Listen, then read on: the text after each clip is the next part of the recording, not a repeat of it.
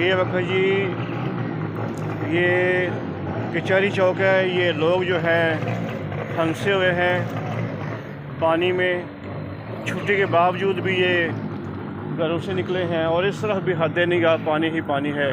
वो सामने जेल चौक है और ये मेन आपका गुजरात का चौक है कचहरी चौक।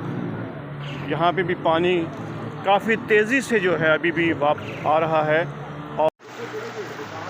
और जी, ये सेशन कोर्ट का मंज़र है और ये पानी तेज़ी के साथ सेशन कोर्ट में जा रहा है। ये दोस्त भी खड़े हैं, ठीक है जी। तेज़ी के साथ ये सेशन कोर्ट में भी पानी जा रहा है और पानी जो है इस साइड से तेज़ी से आ रहा है।